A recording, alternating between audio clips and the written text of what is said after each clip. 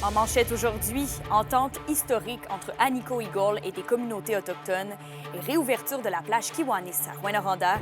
Le TVA Nouvelles commence maintenant.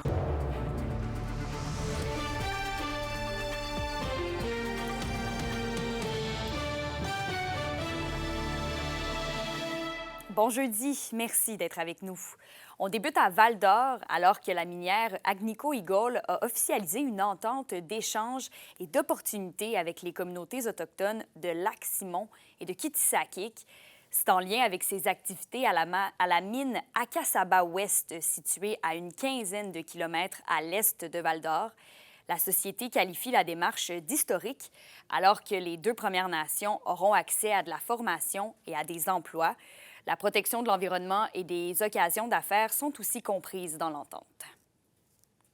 Bien, écoutez, ça va créer plusieurs choses, à mon avis. C'est ce qu'on souhaitait, le développement économique, le développement social, la protection de l'environnement autour de la mine. On veut avoir notre mot à dire, puis on va avoir notre mot à dire justement sur ces avancées-là.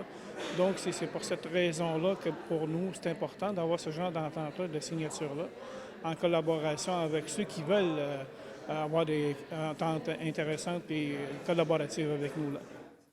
Et restons dans le domaine minier. La première étude économique sur le projet aurifère O'Brien, situé sur la faille de Cadillac entre Rouyn-Noranda et Val-d'Or, serait positive. L'entreprise ressources minières Radisson évalue que le potentiel de la portion est de la propriété est de 3 à 4 millions de dollars. 75 des ressources se trouvent à moins de 600 mètres de profondeur d'après l'entreprise.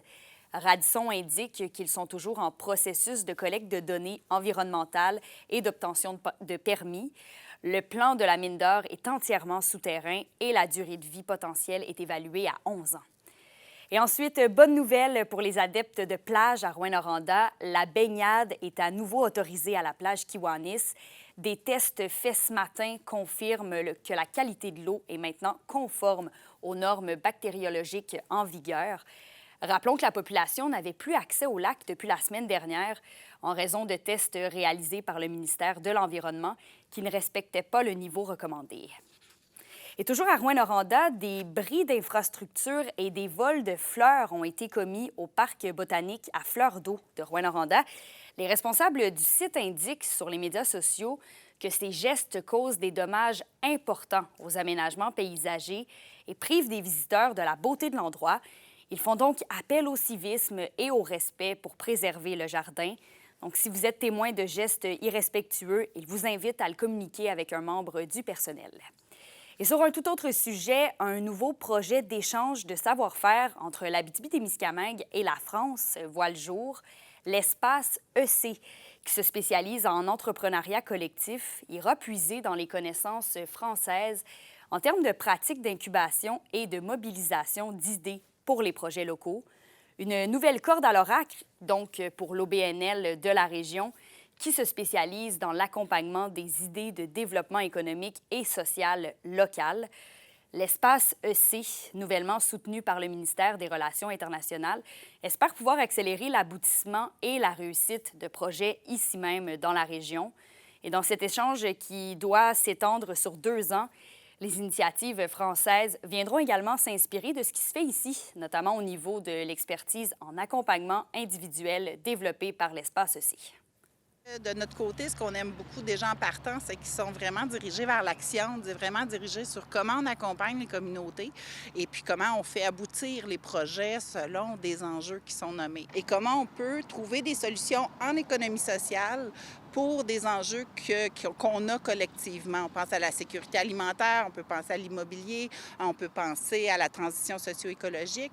Donc, toutes ces choses-là, comment on peut s'asseoir ensemble, discuter, puis faire aboutir, surtout mettre en action des projets qui vont se réaliser. C'est qu'on va aller chercher un peu de cette expertise-là, puis de leur vision de ça pour la mélanger un peu avec ce qu'on a déjà comme expertise ici en Abitibi-Témiscamingue. Et maintenant, après 5 jours de grève, les paramédicaux de la région accentuent la pression. Ils se sont mobilisés hier à Rouyn-Noranda. Olivier Morin y était.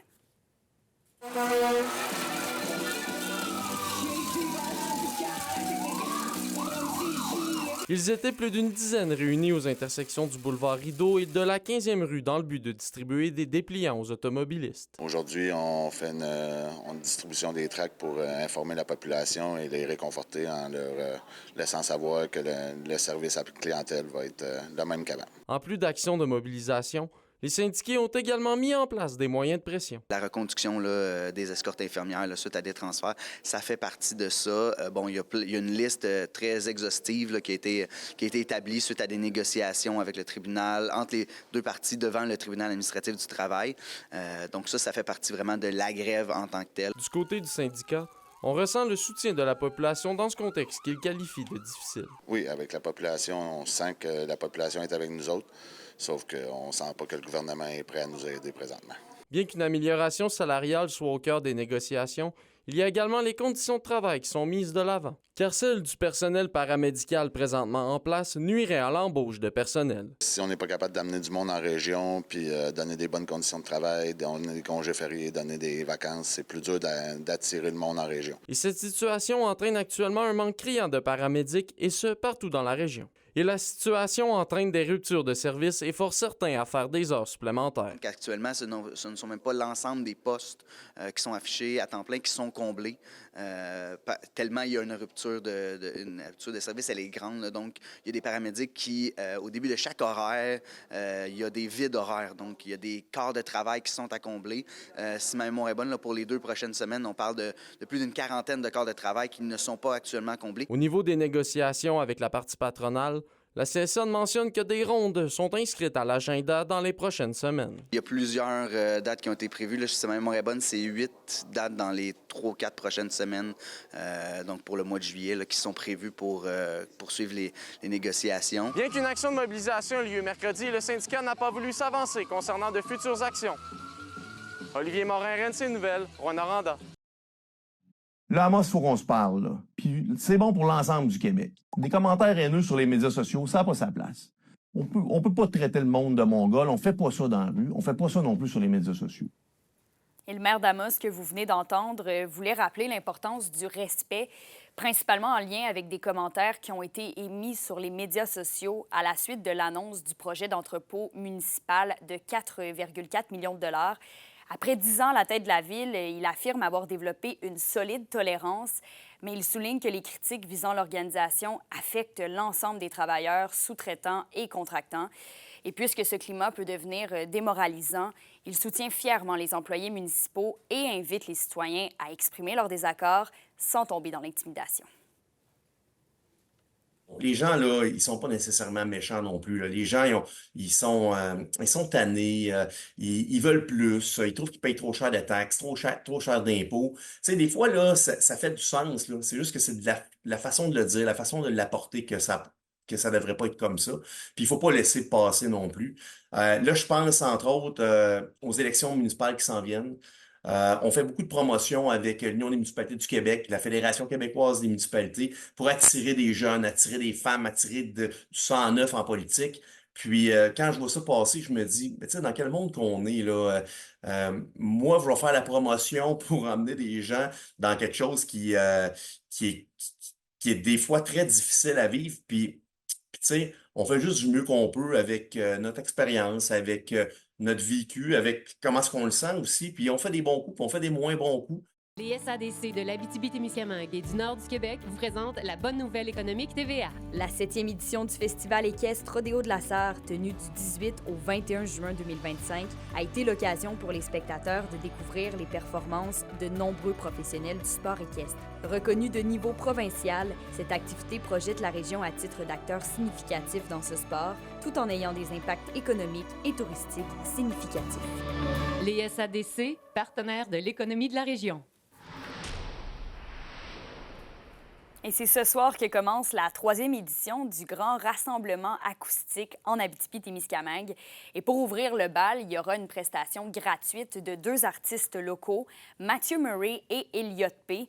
Ça va se passer à Rouyn-Noranda, sur la scène du quartier-centre, sur la rue piétonne, dès 19h30.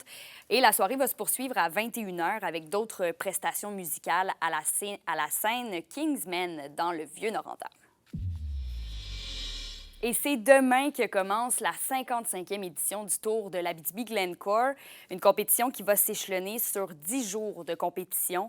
Et pour débuter, c'est le premier peloton féminin du Tour de l'Abitibi-Glencore qui pédalera sur les routes d'Amos dès demain 17h. Les cyclistes feront un parcours de 91 km sur la route 111 et elles pourront se mesurer sur 4 étapes, comprenant 2 épreuves sur route, un circuit urbain et un contre-la-montre. Donc, au total, il y aura 43 coureuses qui font partie de 9 équipes féminines, dont 5 nationales et 4 régionales. Ce sont donc 3 jours supplémentaires qui s'ajoutent à la compétition pour inclure le volet féminin. La question du jour TVA, une présentation de Mobilier Bélan qui vous offre depuis plus de 50 ans un service de qualité et un grand choix de matelas, mobilier, électro au prix compétitif que vous recherchez. À la question du jour, on vous demande, comptez-vous suivre les courses du Tour de l'Abitibi-Glencore? Pour voter et commenter, rendez-vous au tvaabitibi.ca.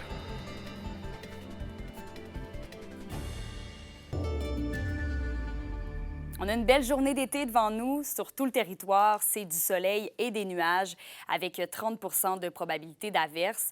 À prévoir aussi un petit risque d'orage. Il fera autour de 27 degrés Celsius en Abitibi et de 26 au Témiscamingue.